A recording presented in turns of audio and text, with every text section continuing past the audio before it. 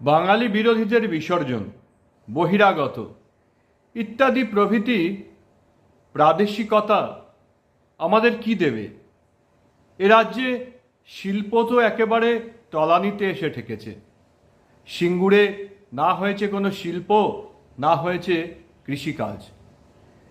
তাই সব দিক থেকে একটা ব্যর্থতার ইতিহাস এখানে। করোনার সময়ে দেখা গেছিল যে পরিযায়ী শ্রমিকের ফিরে আসার ঢল। এখানে কিছুই নেই, কোনো কাজের কোনো ব্যবস্থাই নেই। মানুষকে বাইরে যেতেই হচ্ছে দুমুঠো অন্ন জোগাড় করার জন্যে।